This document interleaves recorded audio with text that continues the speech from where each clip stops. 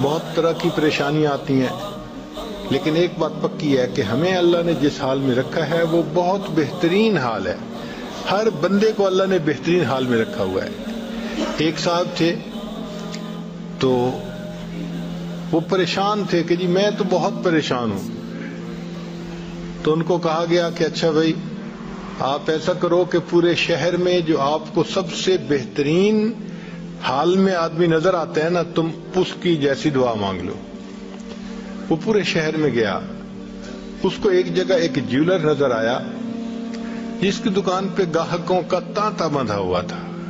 بہت لوگ تھے خریدار، اور وہ اپنی جیولری بیچ رہا تھا، پیسے کما رہا تھا. اور اس کے 4-5 بیٹے تھے، بہت خوبصورت نوجوان جو اس کا ہاتھ بٹا رہے تھے.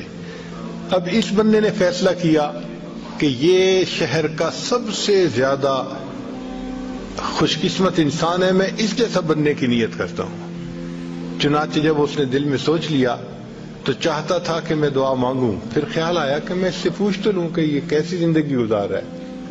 تو اس نے جا کے اس سے پوچھا کہ سنائیں جی آپ کی زندگی کیسی ہے. اس نے کہا کہ خدا کا واسطہ یہ کبھی دعا نہ کرنا کہ میرے جیسا بری قسمت والا انسان دنیا میں کوئی نہیں ہوگا. میں نے پوچھا کہ بھئی آپ کی بری قسمت کیا؟ اتنا آپ کے پاس مال ہے، پیسہ ہے، عزت ہے لوگوں کی نظر میں، اتنا بڑا مکان ہے اور ہر چیز کی آپ کے پاس سہولت ہے، تو آپ کہتے ہیں کہ میرے جیسا بدقسمت کوئی نہیں ہوگا؟ اس نے کہا ہاں، جو میرے ساتھ گزر رہی ہے وہ میں نہیں بتا سکتا. اس نے کہا پھر بھی بتا کیا ہوا؟ اس نے کہا کہ میں تھوڑا کام کرتا تھا، کام اتنا زیادہ شروع میں نہیں تھا، تو ایک موقع پہ بیمار ہو گیا. اب جب بیمار ہو گیا تو نہیں، میرا کام اچھا چل رہا تھا، ایک موقع پہ میری بیوی بیمار ہو گئی. اب جب وہ زیادہ بیمار ہوئی تو میں اس کے پاس اس کی عیادت کے لیے بیٹھا ہوا تھا اور میں اس سے محبت کی باتیں کر رہا تھا کہ مجھے آپ سے اتنی محبت ہے اور اتنی ہے.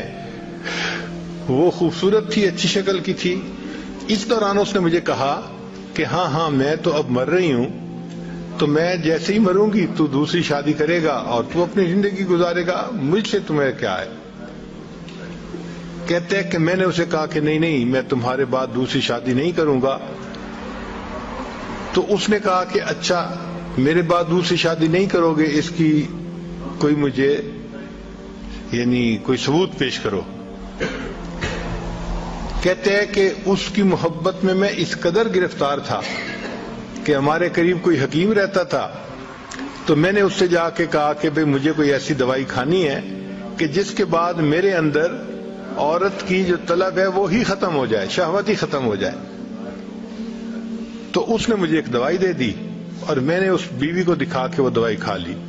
اس کو کھانے کے بعد میں نامرد ہو گیا، مگر اللہ کو منظور تھا، بیوی صحت مند ہو گئی.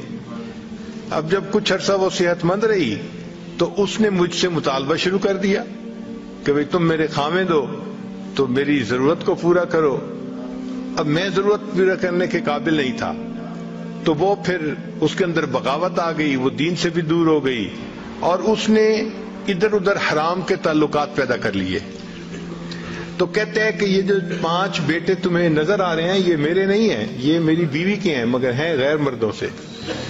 اب میں جب ان 5 کی شکلیں آنکھوں سے دیکھتا ہوں نا روزانہ بیٹھ کے، تو جو میرے دل پہ گزرتی ہے تم اس کی تکلیف کا اندازہ نہیں لگا سکتے. تو کبھی دعا نہ کرنا کہ تم میرے جیسے بن جاؤ، اللہ تمہاری قسمت اچھی کرے، میرے جیسی نہ کرے.